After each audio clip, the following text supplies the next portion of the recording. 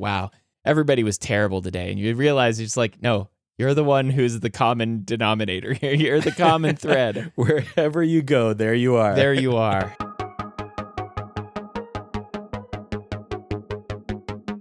Well, hello, everyone, and welcome to the Bible Geeks podcast. I'm Brian Shealy. I'm Ryan Joy. And thanks so much, everyone, for tuning in. What if faith isn't mainly about what you know or what you say, but what's happening inside you that inevitably works its way out into your everyday life? James gives us one of the Bible's most practical and piercing pictures of wholehearted discipleship. So in this episode, we explore how real faith moves from the inside out, transforming our words, our relationships, priorities, and actions through God's greater grace. Okay, Brian, so we're going to talk about James. Woohoo! And one of the things that you and I have talked about before is how much James and the Sermon on the Mount and Jesus teaching generally just kind of overlap each other. He's borrowing heavily from Big Brother. Yeah. And so I put together a game for you. Cool. Where I'm going to give you some quotes. It's like a Jesus said game, only you have to decide, did Jesus say it or did James say it? This feels like that, is it the Proverbs or is it Yoda kind of game? Yeah, exactly. Okay. Exactly. Proverbs or Yoda, except in this case, it's both inspired words of God. George Lucas is not being quoted. So, yeah, thank you.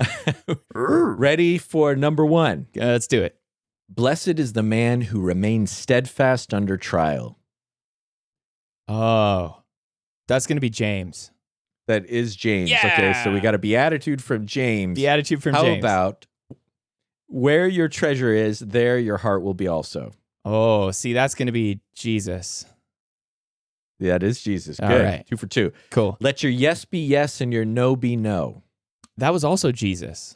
That was Jesus, but actually it's both. Oh. It's kind of a trick question. Okay, they good. both say that. I couldn't fail. Yeah. That's good. I'm going to give you credit there, though. So Okay. that's 3 for 3. Okay. I mean, if you're going to guess, right, go with Jesus when in doubt, right? How about this one? Everyone here who hears these words of mine and does them. Well, that's of course the end of the great sermon, so it's going to be Jesus again.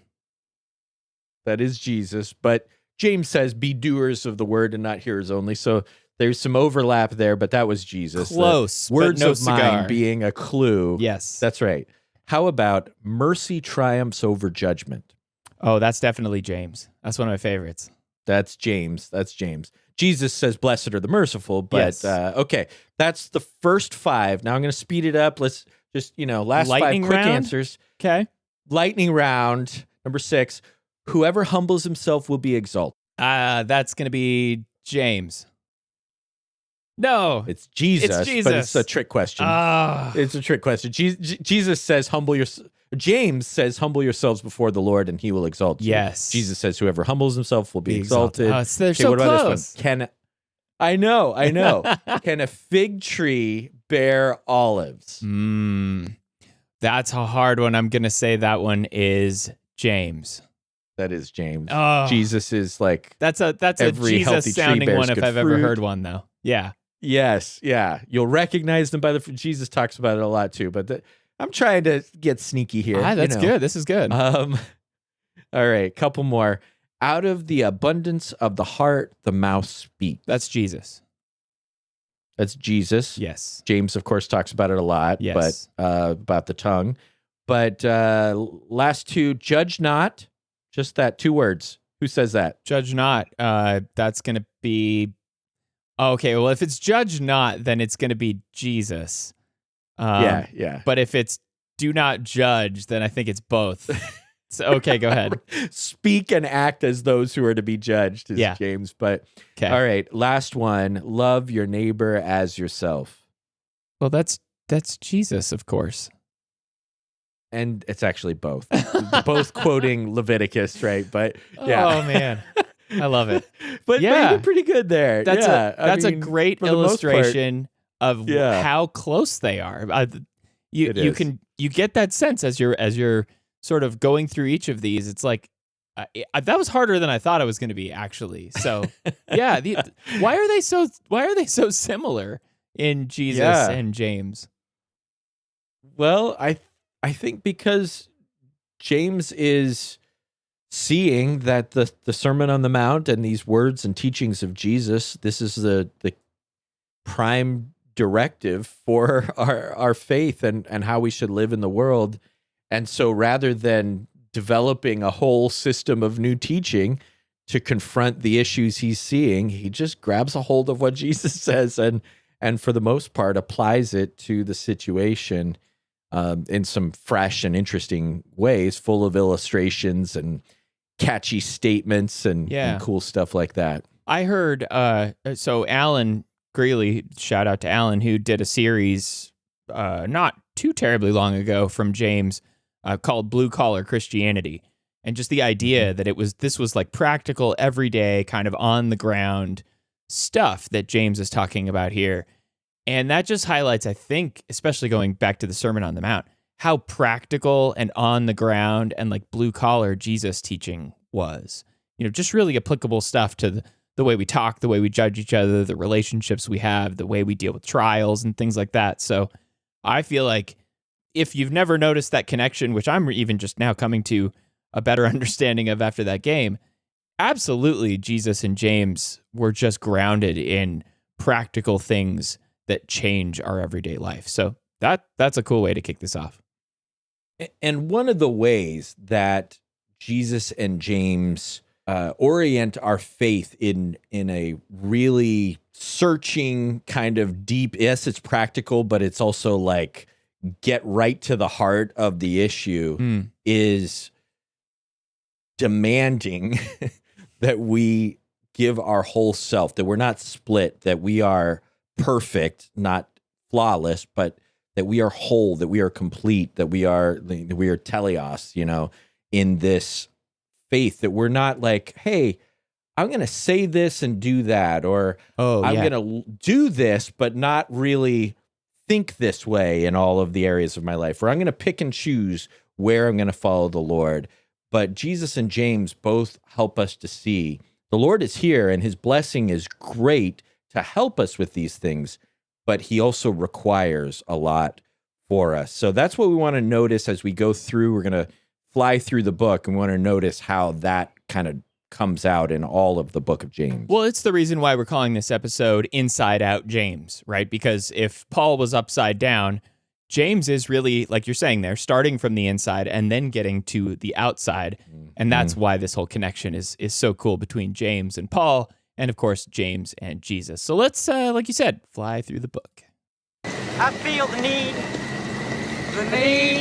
for speed. Ow! So a quick one here with James. We're going through the first and only 5 chapters of the book of James as we fly through. And of course, I think like Sherilyn's your first wife. Yeah, she's my first and best wife. She's the favorite one I've ever had. So we're gonna go through. Wow, I hope she hears that. So James chapter 1 begins with trials, and really it's about interpreting how we view trials and what is going on when these difficulties come, and of course, testing of our faith producing steadfastness here, that we may be perfect, the word you were talking about there, complete, lacking in nothing in verse 4 of chapter 1. These trials are how the inside of us get integrated into our lives. It really locks in our character and who we are. And boy, Ryan, if there's something we've talked about on this podcast before, it's about how trials really do prove your character, because it's such about proving and who are we really if we've never actually been tested.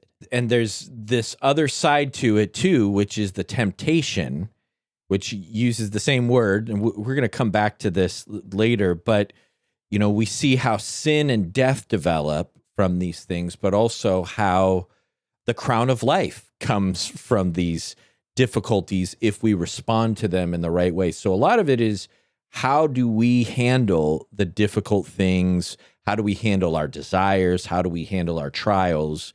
And making sure that it's moving us towards that right thing. And then the last half of chapter 1 is about when we hear, when we listen, are we listening and doing? as we talked about it at the end of the Sermon on the Mount and here throughout James. Yeah, and the hearing and the doing part really just speak to the wholeness of our life. Like what is going on in us comes out of us. And like you say, if we have this duality, or if we have this like, hypocrisy maybe going on, or this internal fight where internally we act one way, but externally we act a different way. I think here, even in this chapter, in verse 17, we see how God is kind of the opposite of this in the way that he's described, with no variation or shadow due to change. And so everything about the Lord is whole and complete and perfect, and is the representative nature of him on the outside as it is on the inside. And that's what we should be aspiring to. And, getting into chapter 2, though, is where we start to get into some of those that I think tripped me up a little bit in our Jesus versus James game there. Well, you shall love your neighbor as yourself is there in chapter 2, verse 8. The first section about the law of liberty, the royal law, and how we need to be loving others, and mercy triumphs over judgment. Yeah. And that way that we treat each other. And then it gets into this maybe most famous section of James, which is this discussion of faith and works. And so the beginning, if we're thinking of the wholeness aspect, it's like you treat everyone with love and mercy. You aren't partial. There's not picking and choosing who deserves your mercy. And then when we get to the second half, it's about your faith isn't just a belief you have, it's something that you live out. Yeah. And that is, just in stark contrast to what we often think about belief as. Belief so often just feels like it's an internal mental thing. Like I've got this belief going on, but, you're going to prove what you believe by what you do, and how that comes out in real life, how that comes out in a living faith and an active faith. And when James says probably the most obvious like throwdown moment here, show me your faith apart from your works, and I will show you my faith by my works, in chapter 2, verse 18. That is, he has a high value for works here, James does, but works and our faith are just so integral to each other that you can't split them apart. And I think you said the throwdown line is verse 18, which is true, but also the next verse is pretty hardcore. You believe that God is one, you do well, even the demons believe and shudder. And so you really see what he's combating here is belief alone, right? Is like, but we hear it today all the time. Oh, yeah. That people are talking about, well, I believe in Jesus, I believe in God, so I must be saved and I must be fine. Well, the demons believe in God more than you do. Believe me, they know who Jesus is. Yeah. But they are not submitting themselves in loyalty and faithfulness, which is the other part of faith, right? It's trust and confidence and belief, but it's also loyalty and faithfulness. And what are we believing in? That he is the king that we should submit to, and so we follow him. We believe that his way is best. And so, that leads us through this idea of completing our faith with our works, maybe leading into chapter 3, famously, one of those one chapter, one topic things that we love as preachers. Yeah. All about the tongue and our words. Yeah. Well, and the tongue here is just of the vehicles we can use to show love, which is also really what this chapter is about. How do we show love to each other? So often it's how we talk to each other. It's what we say. But the fact that the tongue is what is just the rudder behind our whole life, and to be able to control that and to put safeguards around it is just so difficult. And it's not like James is saying anything we don't know here, because you get to chapter 3 and you're just like, yep, that's me. Hi. And James gives this picture of like fire from hell. Oh, yeah. Is within us, and then it goes out into the world and it sets fire to like a forest fire to everything around us. And so our words are just destroying, and then that same tongue walks over to somebody else and gives life, blessing and cursing from the same tongue. Again, we're talking about completeness. We're talking about consistency, integrity in this episode. That's what the book of James is about. The same tongue should not be inconsistent like this. It should be reflective of a person that from within has a different kind of wisdom, which is really the second half of the book, the wisdom that informs what we say, or the second half of the chapter, I guess. Yeah. Well, and again, he's throwing back here to some previous understanding. Like we should be so dedicated and focused on our words and what we say and being very careful with all those things. But at the same time, it's like, yeah, how do I live in this world? Who then is wise in understanding among you, showing his good works in the meekness of wisdom. And so wisdom is not some big show of bravado. It's not some, I am pompously, getting people to follow me. There's a lot of meekness that comes into this because it's not our wisdom, right? And so then that's leads him into this whole like fighting and bickering. He says, if you have bitter jealousy and selfish ambition in your hearts, do not boast and be false about the truth. Like your relationships with people are never going to work out if you are, just treating each other as if you're the most wise person. If you really want to be wise, then the wisdom from above is first pure, then peaceable, gentle, open to reason, full of mercy and good fruits, impartial, sincere. I mean, just that list. That's a solid list there.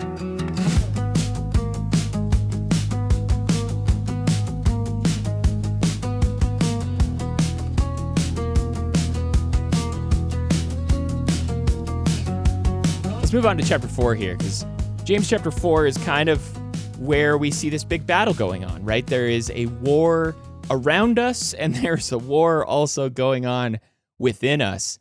And kind of what I was just talking about there in verse 1, what causes quarrels? He says it's your passions that are at war within you.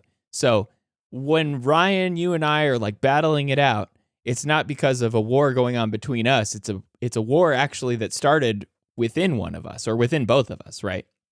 And that is exactly. Whew, that's a hard reminder right there. It's like, I just want to blame everything else, like my tongue and like, you or whatever. And I should really always be looking inwardly first. And it ultimately reflects a war with myself, but also a war with God. Oh yeah. Because I'm fighting him and his way. I'm pulled and divided in different ways rather than surrendering to him and resisting the devil. That's who I should be at war with. So there's all this war terminology, like you said, but he also says these conflicts between us are coming from our desires, which was a theme all the way back in chapter 1. Right. Of like what we want is I want something, you want something else.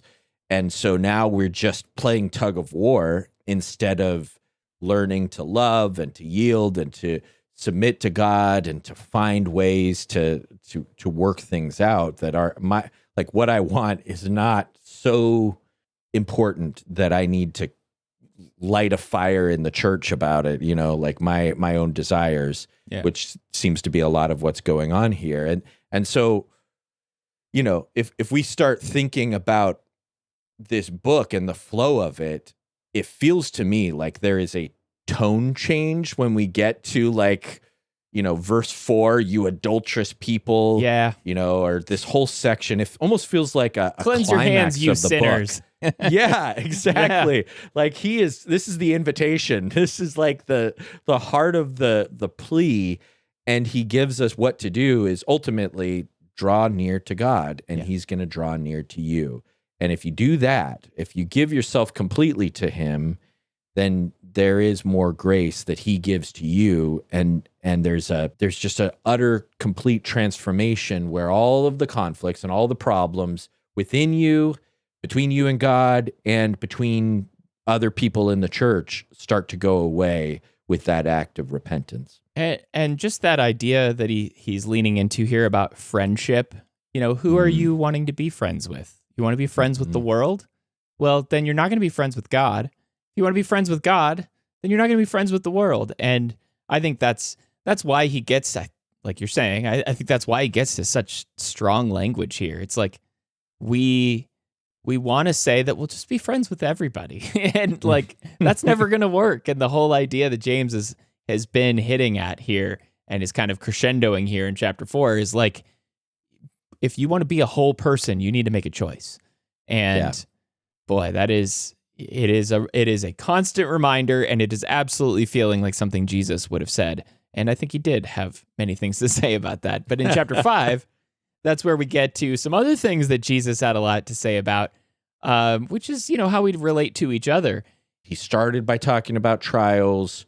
He's been weaving throughout the book these themes of how we speak to one another and how we communicate and how we hold together, how we treat others who maybe aren't as rich as us or aren't as, strong as us or whatever. And so here it's about praying together. It's about confessing to each other. Yeah. It's about going through all the hard things together. It's about even at the end, bringing someone back who has wandered. And, so like we need each other.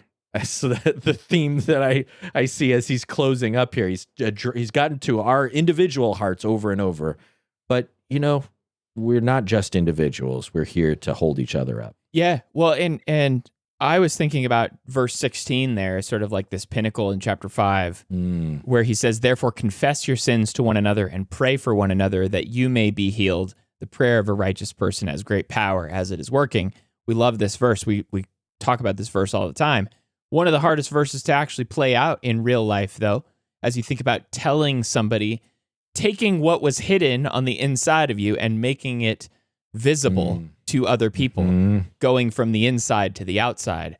And I think that is such a powerful tool that James kind of just lays there in front of us as he starts to wrap everything up. But if we were to practice verse 16 of chapter 5, I feel like so much of what James is getting at would resolve itself. Like we would not feel like we were different on the inside than the outside, because we were connecting the two with our words and, laying them in someone else's hands to pray for you.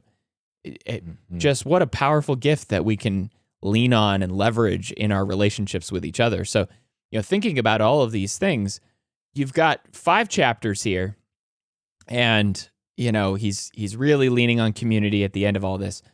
What's your favorite chapter here? If you had to like grab one of the 5, like what would you sort of like chew on as the one that you want to meditate on today? My favorite chapter is probably chapter 4. Okay. Because I love the surrender to God, resist the devil, draw near to God and he'll draw near to you, humble yourselves, he'll exalt you. That idea of like, and he gives a greater grace, but he demands everything. So that idea of like, I come to God, I take a baby step towards God, and he takes all of these steps towards me. And it's not just me, but it's not just the Lord. It just helps me understand my faith in a really deep way. And like we were saying, it's such clear language as a call here at the middle. But man, it's almost like making me pick my favorite kid. That's just not. I said, what do you want to meditate on today? Not the favorite today. of all time. Okay. Always. Well, I mean, there's so much here. What about you? Do you have a favorite chapter? I like chapter 3. I just think if there's anything I need to remember, it's about my tongue. And, it's like, how can I expect to be the kind of person on the outside as I am on the inside if I'm not taking care of the bridge between the two, which is so often my tongue and my words and the things I say and how I say them. That's another one of those where it's like, he doesn't come right out and say it, but, we all know that you can say the same thing with just a different tone and it completely comes out in a very different way or with different meanings. So this has been fun, but let's move on here to our next segment here, which is getting into the workshop. Knowing how to use your tools safely will greatly reduce the possibility of personal injury. Okay, so we've got this workshop theme here, and we're going to start to do some, I think, very James applicable type things, which is just to get super practical. What are you thinking here in terms of what we're working on? Because there's so many things from James that we could work on here, right? Well, definitely. We're picking and choosing from quite a collection, but trying to get something very, very practical that maybe we don't talk about all the time when we think about James, and yet is woven throughout. The first one goes back to chapter 1 and that discussion of choosing your view of your trials. And I think there's like a key to life here. Like when we choose how we're going to view these obstacles and desires and the things we go through, we decide what our response is going to be just by our view. Like the fact that the two different things, temptations and trials, which I think are appropriate to translate that way, are the exact same words stacked right next to each other. Oh, and yeah. yet they're talking about two very different things. I think tells us that James is trying to show us that like one way of dealing with the same thing leads to death. The other way leads to life. So how are you going to deal with what you're going through?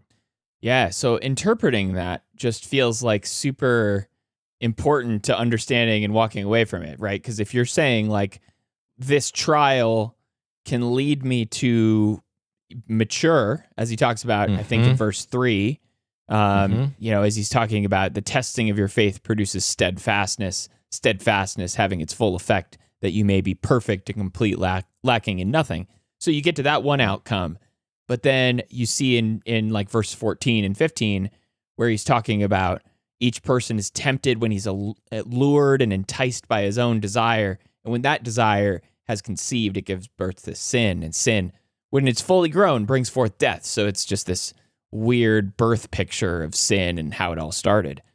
I just feel like the story of Cain and Abel fits so perfectly here. And there's also a discussion about anger and how that all of that works in this thought process. But like temptation is going to be there, and what are you going to do with it? Like it's not that the temptation is necessarily bad itself. I mean, it could be a sinful thing, but it's that like your response is what you get to choose. It's the only thing you can control. And how are you going to choose? Like, what is it that you're going to, you come to the fork in the road, which one are you going to take? And that whichever path is going to probably come from what's going on in your heart. Can I give you a real life example that I've been chewing on this for like 6 months and I've never really talked about it, but I have found myself with I want to not call it a hack because I'm trying not to treat it like a hack, but so when I come across somebody that I meet or I see, or, you're in society and it's like, dude, we're in the middle of Arizona and it's like 110 degrees outside. People are very rarely wearing lots of clothing here in Arizona. And so, I'll be walking around and I'll see somebody out of the corner of my eye. And I have, for the last 6 months, been saying one key phrase to myself every single time as a reaction. And the phrase is image of God. And every time I see somebody who I look at and I notice that they're not clothed as well as they could be, my first thought immediately is image of God. And that completely has like reframed the way my thoughts go after that. And I kind of feel like that's how this is, right? It's like, what do you commit to doing as a result of having trial, facing trial, and deciding how you're going to respond to that beforehand is such a helpful way of not having to figure it out in the moment. And for me, with that specific temptation, it is reminding myself that God is the creator of every person. And it's not just in those scenarios too. Like I've found myself doing it when people annoy me or people are like, taking too long at the grocery store or whatever. It's just like, man, image of God. Well, and that's James. That's James 3, It right? is, yeah. With the same tongue, Yeah. you curse the person made in the image of God. Paul says it a little differently in Corinthians. He says something about, this person for whom Jesus died, is another way to get there. But that's really helpful. I like that. And I like the idea you said of being ready ahead of time. deciding that it's about who you are. It's like the Daniel 1 verse 8 purpose. He purposed in his heart. Sure. You're deciding who you are, which decides how you're going to determine it. And it's a part of that, I think, is being aware and just acknowledging, accepting that, as Paul and Barnabas went around telling the churches in their one of their missionary journeys, through many tribulations we must enter the kingdom. Yeah. Continue in the faith through many tribulations. It will not be easy. Who gave you that idea that it's going to be easy? Right. The whole thing, what James is telling us is the whole thing of this life, of how you get better, is through tribulations, through trials. There is a purpose to it, rightly handled. And so I think that's a part of how all things work together for good. Romans 8:28 is, it's not working together for good for everybody. It's working together for good for those who love the Lord, who are handling things with a particular viewpoint. And so it's not only God working these things out, but we are putting ourselves in a position for him to work development and growth and character in us as we view these in a particular way, not like getting mad at God or at life or complaining or grumbling or getting discouraged so that we're so down that we're choosing the wrong thing. Not that there's anything wrong with getting discouraged sometimes, but we have to keep a hopeful, faithful, Godward orientation in our trials, and that'll change where we come out of it. Yeah, and that Godward focus is, I think, where he goes into verse 17, every good gift, every perfect gift is from above, coming down from the Father of lights. And you just think about, like, where does all the good stuff come from?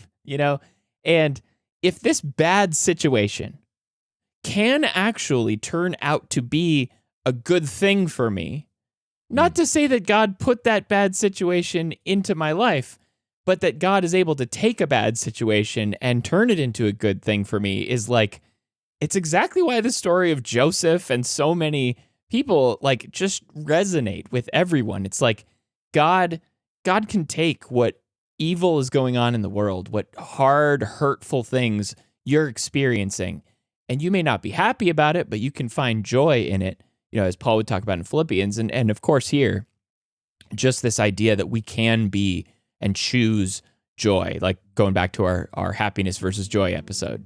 I feel like this is always something that we get to choose how we view our trials, but maybe that's the first of three things we can get into here in the workshop.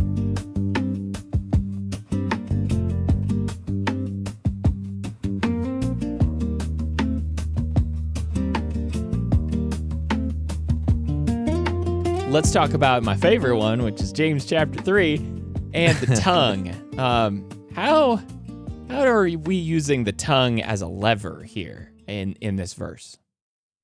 Well, and think about that, what you just said, using the tongue as a lever, like a good engineering device, right? Mm-hmm. Whenever we think about the tongue, usually I think of the tongue reveals what's in the heart. Okay. But, which is true. Absolutely. Yeah. Jesus says that. James says that. But here we're talking about using the tongue to get the rest of us on track.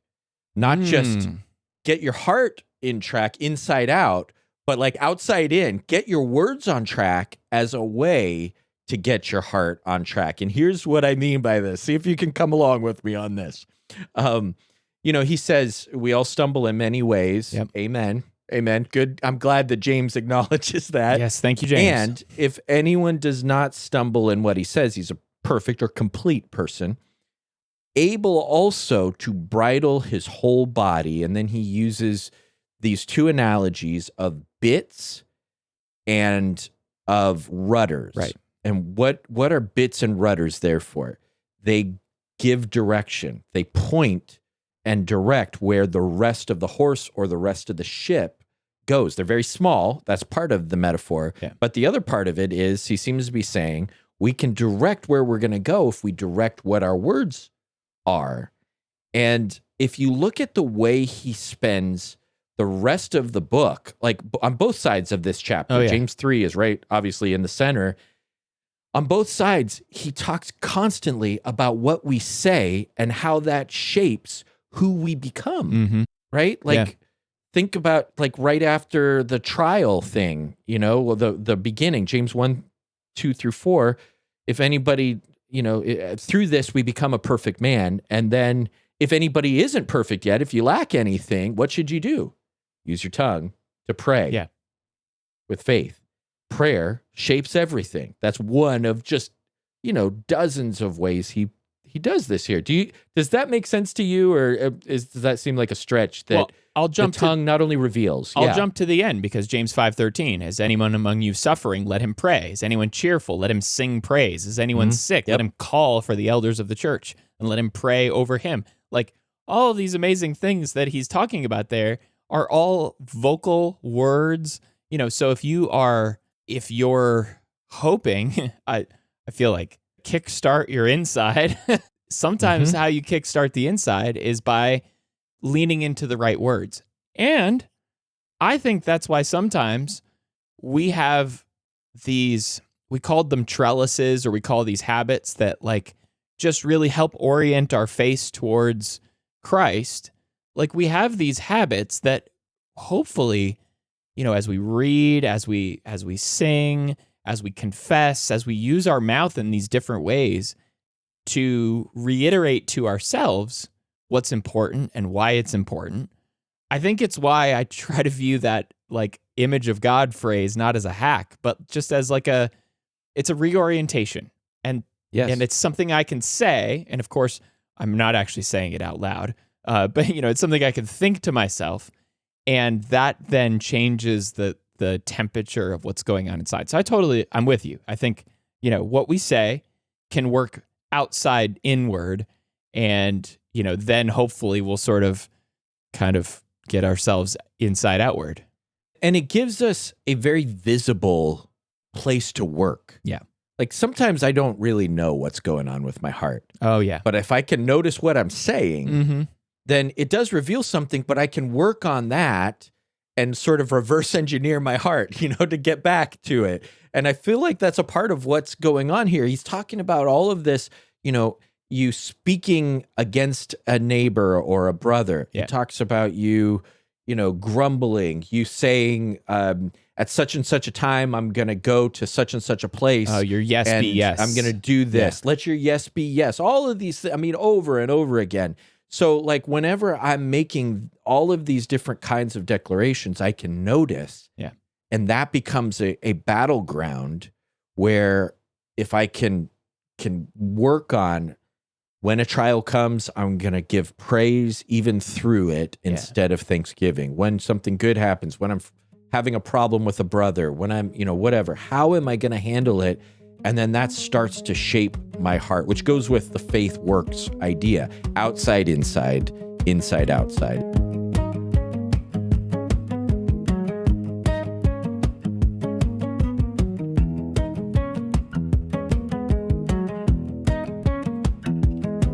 And I think that's a way of summing up even what this third workshop key is that we're going to talk about here, which is finding the inner conflict beneath the outer conflict. So if we've talked about trials and our words, now it's like, why, when we feel something on the outside, why is that not just all that it is sometimes? What's going on under the surface? What's behind all of that? And kind of figuring out what is motivating all of that is, like you said, with words, it can be easy because you can listen to yourself. I say easy.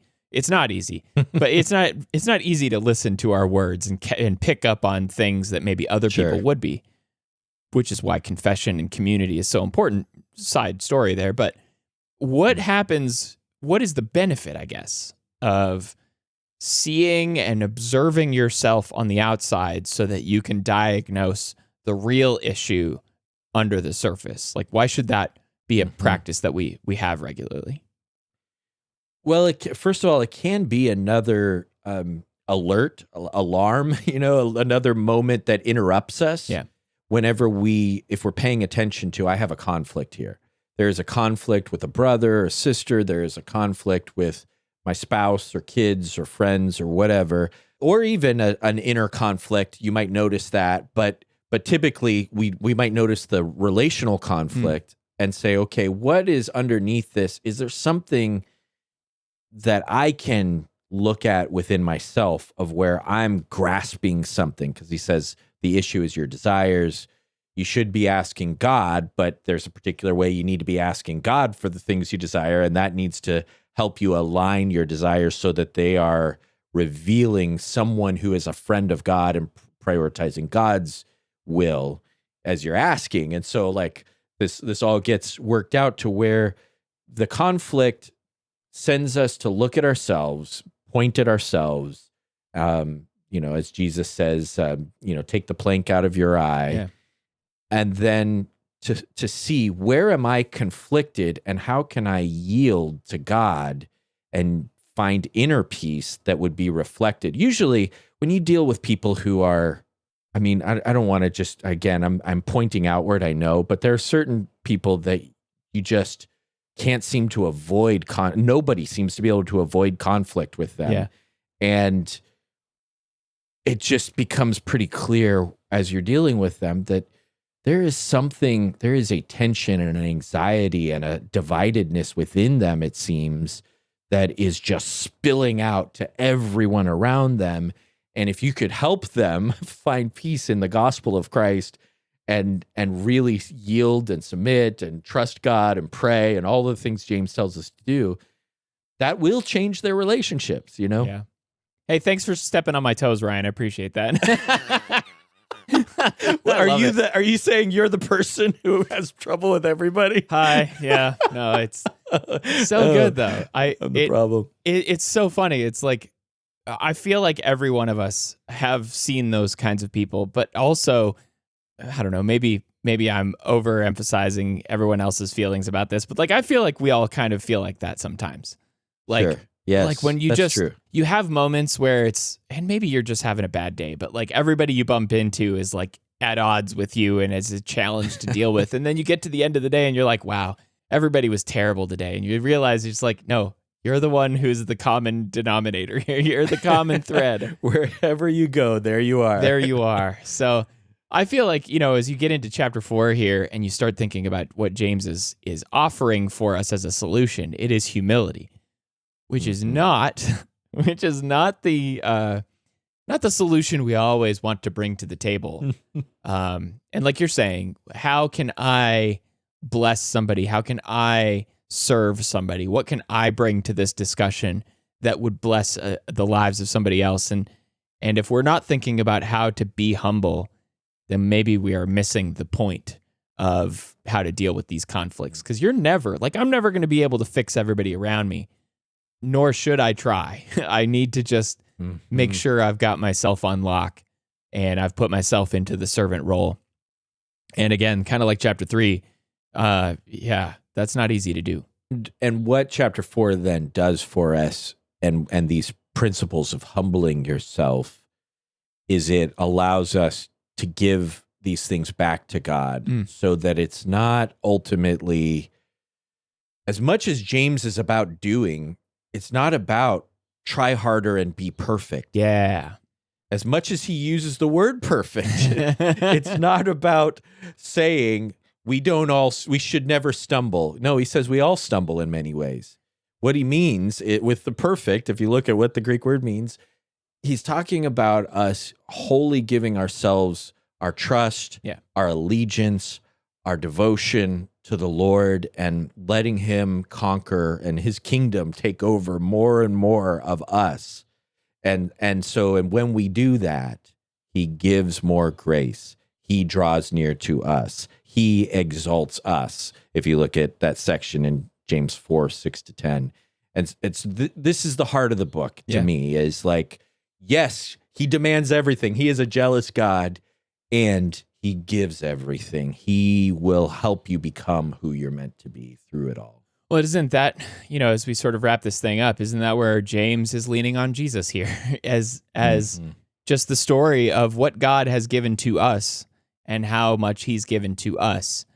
And these things, these difficult things that Jesus taught in his great sermon and throughout his life, these difficult things that James is bringing out here that we're supposed to practice and do, it is, like you say, it's not just a checklist of things that we knuckle down and try to do. It's a response to the amazing gift that God is already and continues to give us. And that is like, again, the more I can lean on verse 6 here of chapter 4, that he gives more grace, the more I can extend that grace to others, and the more I can, live in community in deeper and more meaningful ways.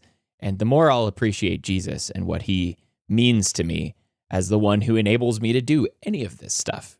Amen. Yeah, the idea that, I'm going to all the different ways Jesus says these same things over and over again. Yeah.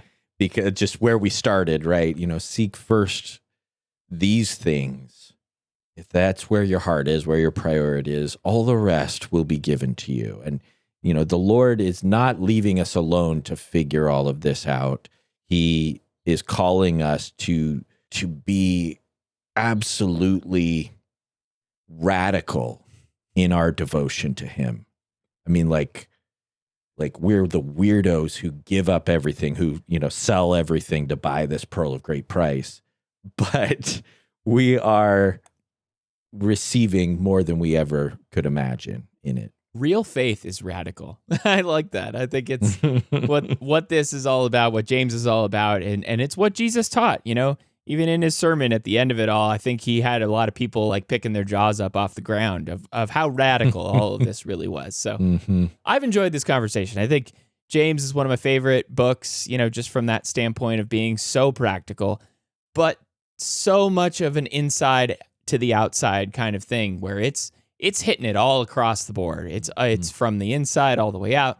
It's holistic, the word I love to use about these kinds of discussions. So thanks for the game. Thanks for putting all this together. It's been a blast to think about James and just the way that he is like Jesus in so many ways. It's almost like they were related. And yet James doesn't call himself his brother. He calls himself his servant, which is the other reason that this reflects everything that Jesus has to say. We're all servants together of this one great Lord. So this ends our season here. We've had a great, I don't know, I want to call it spring, but now it's almost summer here, season of the Bible Geeks. And so we're going to take a little bit of a break. Over the summer, we are going to do a 7-sermon summer surfing spectacular. Again, we're going to have a whole bunch of guests come on in, and we'll drop their sermons here into the feed, and you'll get to hear from them. Some really cool stuff we're looking forward to over the summer while it's super hot outside. And I don't know what's happening in the fall, but I know I'm not going to be in Arizona. I'm going to be, I don't know, we haven't even talked about this on the show, but so I'm moving to Indiana, so I'm going to be in Ryan's neighborhood, in his neck of the woods. So if, I don't know, schedules get a little weird and episodes sound a little funny when we come back, you can give more grace for that, because it's going to be a weird summer for me. So, anything going on with you, Ryan, over the summer? Oh, man, I'm excited for you to get up here and become a Hoosier.